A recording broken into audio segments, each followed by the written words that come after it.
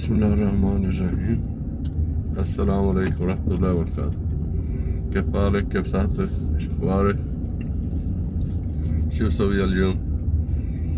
الحمد لله الحمد لله. ابھی تقریباً صبح کا فجر کے 4 بجنے والے ہیں، کیونکہ ابھی ٹائم تھوڑا چینج ہوتا جا رہا ہے صلی کا صلات۔ ابھی گھر سے نکلا ہوں، میں مسجد کی طرف رواں دواں ہوں، سوچا آپ لوگوں سے تھوڑی گپ شپ ہو جائے۔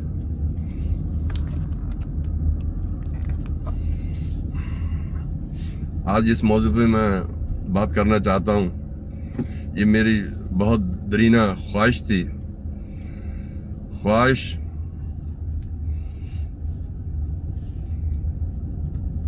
جس میں خے آتا ہے، جس میں 3 خے آ رہے ہیں اس وقت: خواہش، خوشی اور خبر۔ یہ ہمارے ملک سے آئی ہے، پاکستان سے، اور میری یہ درینہ خواہش تھی کہ یہ ہو۔ الحمدللہ یہ ہو گیا۔ یہ کریڈٹ بھی جاتا ہے عمران خان کو۔ وہ یہ ہے کہ ہمارے ملک کے اندر نبی صلی اللہ علیہ وسلم کی معروف حدیث ہے، علم حاصل کرو چاہے چین جانا پڑے۔ لیکن ہمارے ملک کے اندر حصول علم ایسا ہو گیا تھا کہ جس نے انسانوں کے اندر یونٹی کی بجائے تفرقہ ڈال دیا تھا، تفریق کر دی تھی بچوں کے اندر، بچوں کی سوچ کے اندر، بچوں کے ذہنوں کے اندر۔ جو غریب کا بچہ تھا وہ حکومت کے اسکولوں میں پڑھتا تھا، کئی اسکول تو ایسے رہتے ہیں کہ جس کے اندر بیٹھنے کے لیے جگہ بھی نہیں رہتی، نیچے زمین پہ بیٹھ کے پڑھتے ہیں۔ اور امیر کا بچہ اچھے سے اچھے اسکول میں پڑھتا تھا۔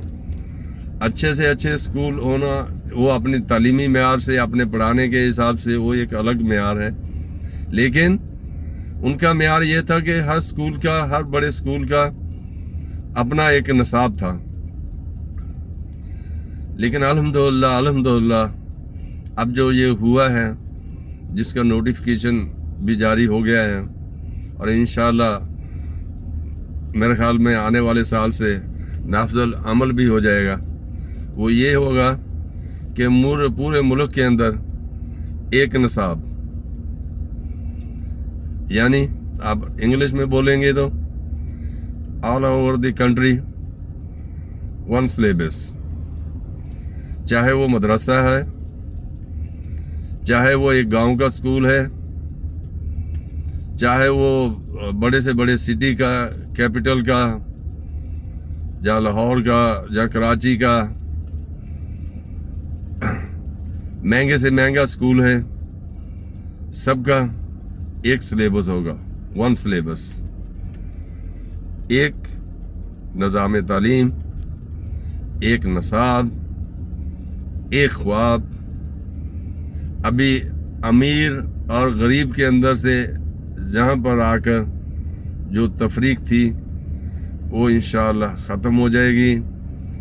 حالانکہ اگر مجموعی طور پہ دیکھا جائے، وہ بچے زیادہ تعلیم میں آگے نکلتے تھے جو چھوٹے اسکولوں سے پڑھ کے آتے تھے، جو گورنمنٹ کے اسکولوں سے پڑھے ہوئے تھے، لیکن کیونکہ بولنے میں بہت فرق آ جاتا تھا، ان کی یونیفارم کے اندر ان کی پھر انگلش بولنا، اور جو غریب اسکولوں کے بچے تھے، جو حکومت کے، گورنمنٹ کے اسکولوں کے بچے تھے، وہ احساس کمتری میں مبتلا ہو جاتے تھے اور سوچتے تھے کہ ہم لوگ تو کچھ کر ہی نہیں سکتے، یعنی ذہن کے اندر یہ بات راسخ کر جاتی تھی۔ حالانکہ اس کے اندر سے ہی بڑے بڑے ہیرے نکلے ہیں، لیکن الحمدللہ اب جو ہوا ہے بہت اچھا ہوا ہے۔